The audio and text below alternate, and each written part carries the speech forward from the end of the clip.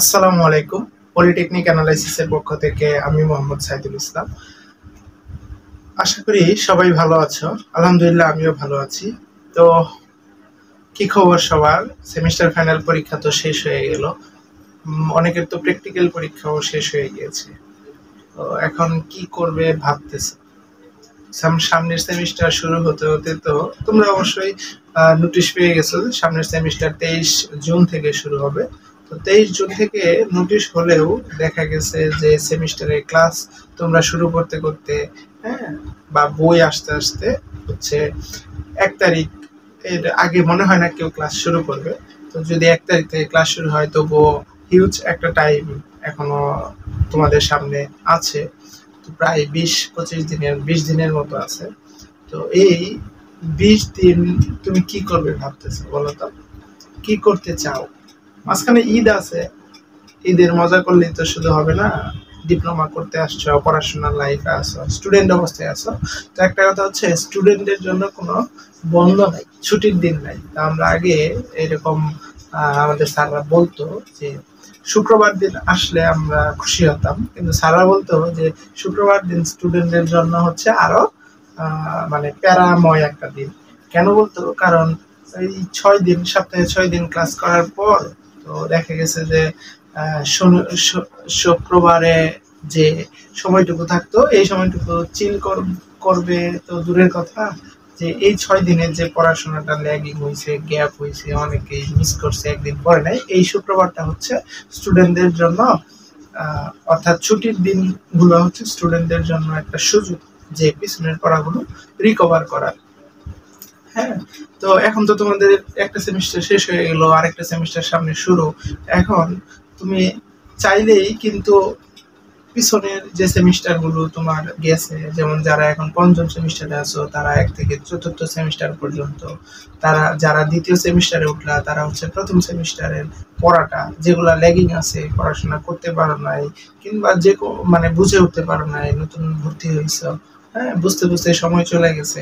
তো এই যে 20 দিন বা 1 মাসের মতো সময়, আবার ক্লাস ফার্স্ট শুরু হলে তো নতুন সেমিস্টারের পড়া স্টার্ট করতে হবে। তো সেই জন্য এই 20 দিনকে আমি একটা সুযোগ বলে মনে করতেছি।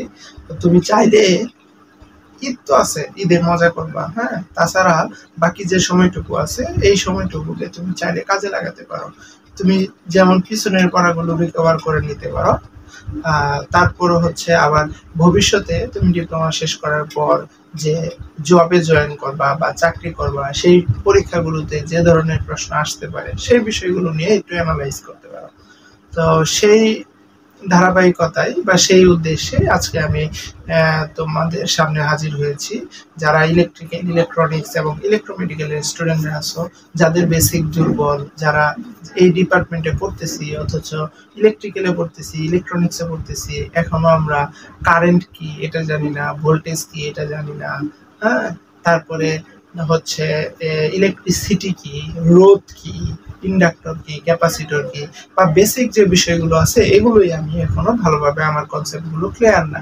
তো তাদের উদ্দেশ্যে আমি একটা সিরিজ স্টার্ট করতে যাচ্ছি, যেটাতে ইলেকট্রিক্যাল, ইলেকট্রনিক্স এবং ইলেকট্রোমেডিক্যাল ডিপার্টমেন্টের যে স্টুডেন্টরা আছে তারা চাইলে এই সিরিজ থেকে একদম জিরো লেভেল থেকে বেসিকটাকে তুমি ক্লিয়ার করে নিয়ে যেতে পারবা যদি তুমি রেগুলার এই ক্লাসটা দেখো, ভিডিওটা দেখো, হ্যাঁ, ক্লাসগুলা করো, নোট করো, তাহলে আমি আশা করি যে তুমি একদম বেসিক লেভেল থেকে, জিরো লেভেল থেকে বেসিক ক্লিয়ার করে শেষ করতে পারবা। আর যেটা তোমার ডিপার্টমেন্ট রিলেটেড তোমার জ্ঞানকে সমৃদ্ধ করবে। তারপর হচ্ছে বিভিন্ন চাকরির পরীক্ষায়, যে কোনো চাকরির পরীক্ষায়, এখন তো বিভিন্ন প্রাইভেট সেক্টরে, বেসরকারি চাকরিতেও ভাইভাতে যে বিষয়গুলো, হ্যাঁ, প্রশ্ন করে, তো ওগুলোর অ্যান্সারও অনেকে দিতে পারে না, কারণ তার ডিপার্টমেন্ট, সে তো অনেক বই পড়ে গেছে কিন্তু বেসিক যে বিষয়গুলো এগুলো তার ক্লিয়ার না। তো শুধু বেসিক ক্লিয়ার না, বেসিক থেকে শুরু করে একদম অ্যাডভান্স লেভেল পর্যন্ত আমি চেষ্টা করব যে আমার ক্লাসগুলোর মাধ্যমে তোমাদের কাছে পৌঁছে দেওয়ার, শেয়ার করার। আমি আসলে মানে আমি তো শেখানোর জন্য না, আমি শেয়ার করার জন্য এই ক্লাসগুলো করাচ্ছি। যেমন তোমাদের সাথে আমি যা পারি, আমি যা জানি এই বিষয়গুলো তোমাদের সাথে শেয়ার করলাম। যদি কারো উপকারে আসে তাহলে তারও উপকার হলো, তাই না? তো তোমরা জানো যে আমি যারা আমার এই ফেসবুক পেজের সাথে যুক্ত আছো তারা জানো যে আজকে আমি কি বিষয় নিয়ে আলোচনা করতে যাচ্ছি। আজকে হচ্ছে আমি আগেই ক্লাসের নোটিশটা দিয়ে দিয়েছিলাম কয়েকদিন আগে। এটা আজকে আমরা পড়বো হচ্ছে ইলেকট্রিক্যাল সার্কিটের বিষয়, হ্যাঁ, বেসিক বিষয়গুলো সম্পর্কে। তো ইলেকট্রিক্যাল সার্কিট সম্পর্কে জানার আগে আমার মনে হয় যে প্রশ্নটা সবার জানা উচিত, সেটা হচ্ছে ইলেকট্রিসিটি কি। ইলেকট্রিসিটি কি, এই ইলেকট্রিসিটিটা কি এটা আমাদের জানা দরকার। সিটি হচ্ছে ইলেকট্রনের যে কোনো প্রকার প্রবাহকে কিসের মধ্য দিয়ে, পরিবাহীর মধ্য দিয়ে। তার মানে পরিবাহী হচ্ছে কি, যার মধ্য দিয়ে কি হয়, বিদ্যুৎ প্রবাহিত হয়, তাকে কি বলে, পরিবাহী বলে। অর্থাৎ আমরা বাংলা ভাষায় যেটা বলি যে যার মধ্য দিয়ে কারেন্ট প্রবাহিত হবে তাকে কি বলবো, বিদ্যুৎ বলবো, তাই না, মানে এই পরিবাহী বলবো। হ্যাঁ, তাহলে ইলেকট্রিসিটি হচ্ছে কি, যে কোনো পরিবাহীর মধ্য দিয়ে, কিসের মধ্য দিয়ে, পরিবাহীর মধ্য দিয়ে। বললাম এটা হচ্ছে একটা পরিবাহী, অর্থাৎ তার, কেবল। হ্যাঁ, তাহলে এই কেবলের ভিতর দিয়ে ইলেকট্রনের যে কোনো প্রবাহকে কি বলবো, ইলেকট্রিসিটি বলবো। তো ইলেকট্রিসিটি হচ্ছে একটি অদৃশ্য শক্তি এবং ইলেকট্রন প্রবাহের ফলে ইলেকট্রিসিটি কি হয়, উৎপন্ন হয়। আর আরেকটা বৈশিষ্ট্য হচ্ছে, এটা হচ্ছে ইলেকট্রন প্রবাহের ফলে, ইলেকট্রিসিটি উৎপন্ন হয়। আরেকটা বৈশিষ্ট্য হচ্ছে এই ইলেকট্রিসিটি বা বাংলায় আমরা যেটাকে বিদ্যুৎ বলি, হ্যাঁ, এই বিদ্যুৎ আলোর গতিতে প্রবাহিত হয়, অর্থাৎ আলোর বেগে প্রবাহিত হয়। আলোর বেগটা হচ্ছে কি 3 × 10⁸ মিটার পার সেকেন্ড। তার মানে এই ইলেকট্রিসিটি প্রতি সেকেন্ডে 3 × 10⁸ মিটার দূরত্ব অতিক্রম করতে পারে, যেটা অনেক স্পিড নির্দেশ করে, তাই না। তাহলে ইলেকট্রিসিটির মোটামুটি এই হচ্ছে সংজ্ঞা এবং বৈশিষ্ট্য। ইলেকট্রিসিটি হচ্ছে কি, যে কোনো পরিবাহী তারের মধ্য দিয়ে ইলেকট্রনের যে কোনো প্রবাহকে কি বলে, ইলেকট্রিসিটি বলে। তো ইলেকট্রিসিটির কিছু বৈশিষ্ট্য আছে, এর মাঝে ইলেকট্রিসিটি হচ্ছে বা বিদ্যুৎ হচ্ছে অদৃশ্য শক্তি, যেটা আমরা দেখতে পাই না। আবার এই ইলেকট্রন প্রবাহের ফলে কি হয়, ইলেকট্রিসিটি উৎপন্ন হয়। আবার এই ইলেকট্রিসিটির গতি হচ্ছে আলোর বেগের সমান বা আলোর গতির সমান, 3 × 10⁸ মিটার পার সেকেন্ড। তো আরেক কিছু বৈশিষ্ট্য হচ্ছে যে এই ইলেকট্রিসিটি সবসময়, অর্থাৎ বিদ্যুৎ সবসময় ইলেকট্রন যেই দিকে প্রবাহিত হয় তার বিপরীত দিকে প্রবাহিত হয়। ধরলাম এই ইলেকট্রন এই দিকে প্রবাহিত হচ্ছে, কোনো এটা একটা পরিবাহী তার ধরে নিলাম, তাহলে পরিবাহী তারের এই দিক থেকে এই দিকে ইলেকট্রন প্রবাহিত হচ্ছে, তাহলে এই বিদ্যুৎ বা ইলেকট্রিসিটি প্রবাহিত হবে তার বিপরীত দিকে, এই দিকে প্রবাহিত হবে। তাহলে আরেকটা বৈশিষ্ট্য কি, ইলেকট্রিসিটি হচ্ছে ইলেকট্রন প্রবাহের বিপরীত দিকে প্রবাহিত হয়। আচ্ছা, আরেকটা বৈশিষ্ট্য হচ্ছে যে এই পরিবাহীর ভিতর দিয়ে কি পরিমাণ বিদ্যুৎ বা ইলেকট্রিসিটি প্রবাহিত হবে সেটা কার সমানুপাতিক, এই পরিবাহীর দুই প্রান্তের যে ভোল্টেজ পার্থক্য আছে, অর্থাৎ এখানে যদি VA থাকে, এখানে VB থাকে, অর্থাৎ এখানে এক ধরনের ভোল্টেজ, এখানে আরেক ধরনের ভোল্টেজ আছে, এই দুই প্রান্তের ভোল্টেজের পার্থক্য যেটা আসবে ভোল্টেজ, এই ভোল্টেজের সমানুপাতিক হারে এই পরিবাহী তারের ভিতর দিয়ে কি হবে, ইলেকট্রিসিটি বা বিদ্যুৎ প্রবাহিত হবে। এই ছিল ইলেকট্রিসিটির সংজ্ঞা এবং বৈশিষ্ট্য। তো এখন আমরা জানবো এই ইলেকট্রিসিটি কয় প্রকার। ইলেকট্রিসিটি মূলত হচ্ছে দুই প্রকার। ইলেকট্রিসিটি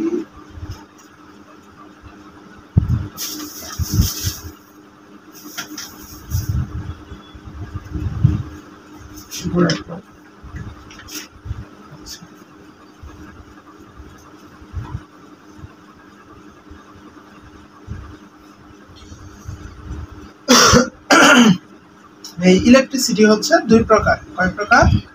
দুই প্রকার। একটা হচ্ছে চল বিদ্যুৎ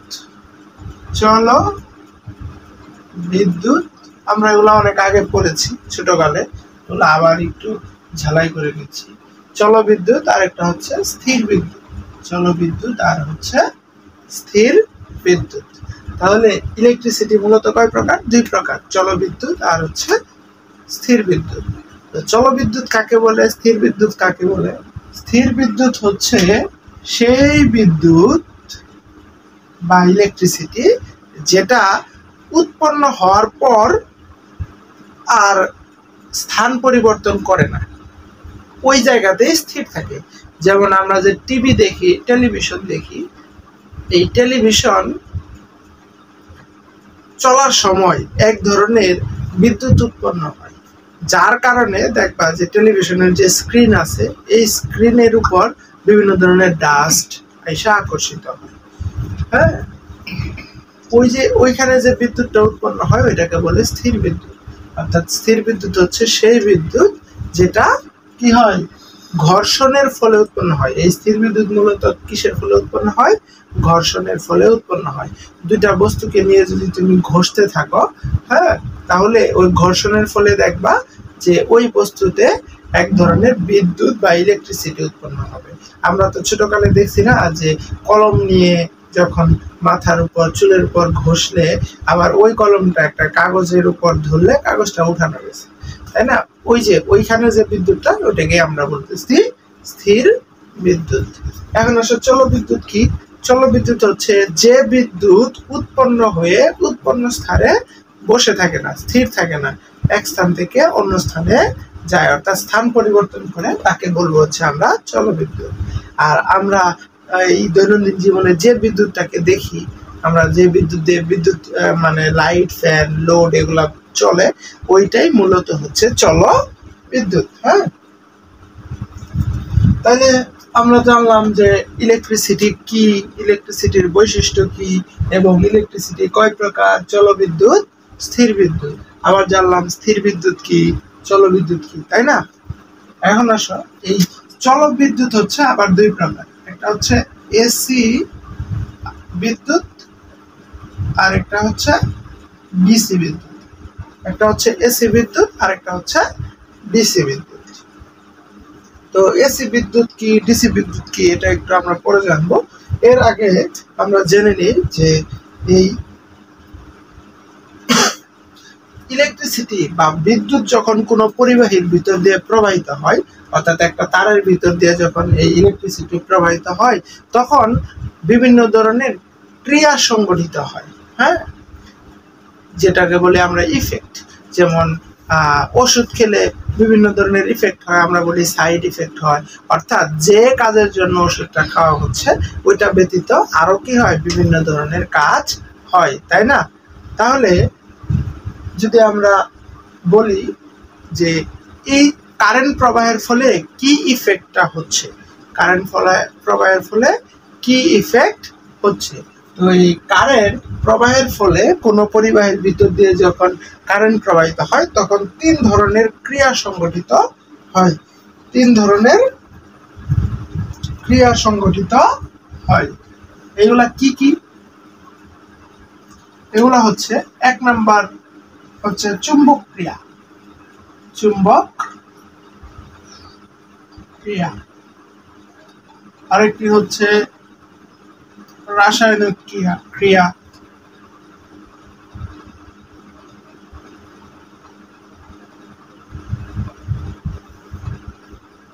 আরেকটা হচ্ছে তাপীয় ক্রিয়া।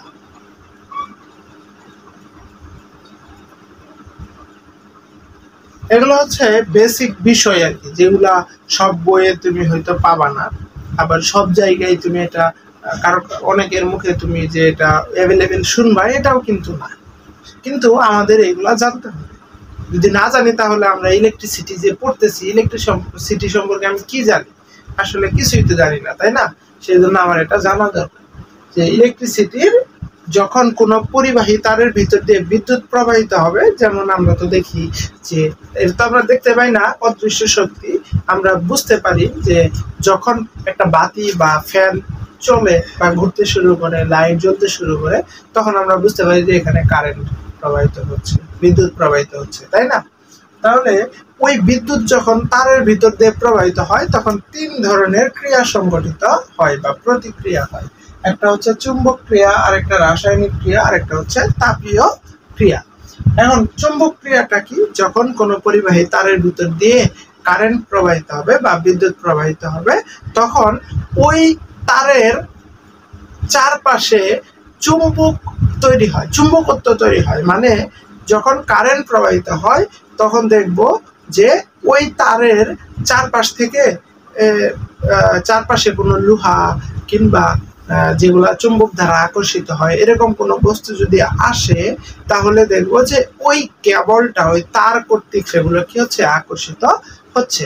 যেমন একটু আগে বললাম টিভি স্ক্রিন, যখন এই টিভিটা চলতে থাকে তখন, বা আমাদের মোবাইল ফোন চলতে থাকে, হ্যাঁ, চালাই, তখন দেখবো যে এই আশপাশ থেকে বিভিন্ন ধরনের ডাস্ট ওগুলা ওই স্ক্রিনের উপর এসে লেগে যায়। ওগুলা কি কখনো আমরা মানে এসে তো লাগাইতে চাই না, এমনিতে এসে লেগে যায়। তাহলে ওই যে যখন টিভি বা মোবাইল ফোন, হ্যাঁ, চলে তখন হচ্ছে তার চারপাশে একটা চুম্বকত্ব তৈরি হয়, ওইটাকে আমরা বলতেছি চুম্বক ক্রিয়া। তো আরেকটা হচ্ছে তাপীয় ক্রিয়া। তো যখন কোনো পরিবাহীর ভিতর দিয়ে কারেন্ট প্রবাহিত হয় তখন সেখান থেকে তাপ নির্গত হয়। যেমন আমরা যে বাল্ব যদি ইউজ করি, যখন এই বাল্ব থেকে আমরা আলো পাই তখন দেখবো যে বাল্বটা ধরলে বা টাচ করলে গরম হয়ে যায়। তাহলে বুঝতে পারি যে যখন ওই বাল্বের ভিতর দিয়ে কারেন্ট প্রবাহিত হয়েছে তখন আলো দেওয়ার পাশাপাশি বাল্বটা কি হয়ে গেছে, উত্তপ্ত হয়ে গেছে, গরম হয়ে গেছে। ওইটাকে বলতেছি বিদ্যুতের তাপীয় ক্রিয়া। এই বিষয়গুলো আমরা সবাই জানি, কিন্তু হয়তো বা গুছানো ভাবে আমরা বলতে পারি না, সেজন্য আমি এটা বলে দিলাম। আরেকটা হচ্ছে রাসায়নিক ক্রিয়া। এটা হচ্ছে যেমন বিভিন্ন ধরনের তরল পদার্থ আছে, ওগুলাও তো বিদ্যুৎ পরিবাহী, তাই না? তার মানে ওগুলোর ভিতর দিয়েও বিদ্যুৎ প্রবাহিত হয়। তাহলে ওই যখন তরলের ভিতর দিয়ে ইলেকট্রিক কারেন্ট অর্থাৎ বিদ্যুৎ বা ইলেকট্রিসিটি প্রবাহিত হচ্ছে তখন বিভিন্ন ধরনের রাসায়নিক ক্রিয়া সংঘটিত হয়। তো সেটাকে আমরা বলতেছি রাসায়নিক ক্রিয়া। তো এই ছিল ইলেকট্রিসিটি অর্থাৎ বিদ্যুৎ তারের ভিতর দিয়ে প্রবাহিত হওয়ার সময় যে ধরনের কি হয়, এই ক্রিয়া সংঘটিত হয়, প্রতিক্রিয়া হয়, এইগুলো, এই 3 ধরনের ক্রিয়া সংঘটিত হয়: চৌম্বক ক্রিয়া, রাসায়নিক ক্রিয়া, তাপীয় ক্রিয়া। আচ্ছা, এটা গেল। তারপরে এখন আমি যদি বলি যে কারেন্ট, হয়তো তোমরা মনে করতে পারো যে স্যার ইলেকট্রিসিটি বা বিদ্যুৎ এটাই তো আমরা জানি কারেন্ট, তাই না? ইলেকট্রিসিটি বা বিদ্যুৎ এটাই তো জানি কারেন্ট, কিন্তু না, ইলেকট্রিসিটি বা বিদ্যুৎ এর সাথে কারেন্টের একটা সূক্ষ্ম পার্থক্য আছে। তো সচরাচর এমনিতেই তুমি মনে করতে পারো যে ইলেকট্রিসিটি বা বিদ্যুৎই হচ্ছে কারেন্ট, আসলে কিন্তু তা না। আমি সংজ্ঞায় কি বলেছিলাম যে বিদ্যুৎ বা ইলেকট্রিসিটি হচ্ছে কোনো পরিবাহীর ভিতর দিয়ে, কোনো পরিবাহীর ভিতর দিয়ে ইলেকট্রনের যে কোনো প্রবাহ, ইলেকট্রনের যে কোনো প্রবাহকে কি বলে, বিদ্যুৎ, ইলেকট্রিসিটি বা বিদ্যুৎ বলে। এই বিদ্যুৎ কিংবা ইলেকট্রিসিটি বলে। এটা হলো পরিবাহীর ভিতর দিয়ে ইলেকট্রনের যে কোনো প্রবাহকে কি বলে, বিদ্যুৎ বলে।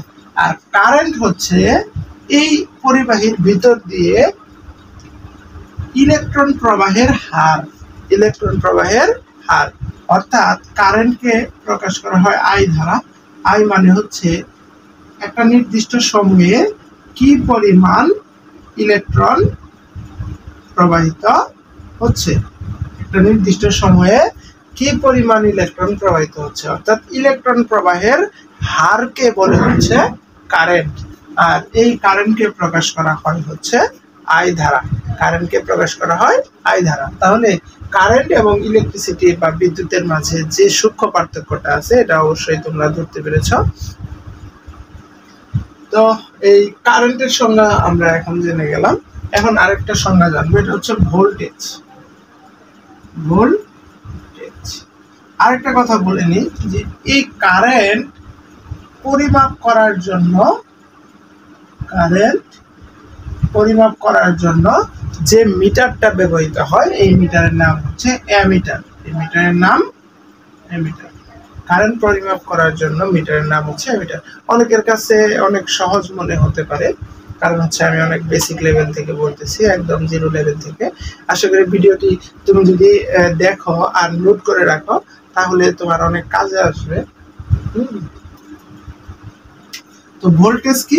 ভোল্টেজ হচ্ছে কোন পরিবাহীর দুই প্রান্তে, এটা যদি একটা পরিবাহী তার হয়, এর দুই প্রান্তের যে বিভব পার্থক্য আছে ওইটাকে বলতেছি আমরা ভোল্টেজ। এটাকে কি বলতেছি? ভোল্টেজ। আচ্ছা, তো আরেকটা জিনিস ওইটা হলো রোধ বা রেজিস্ট্যান্স।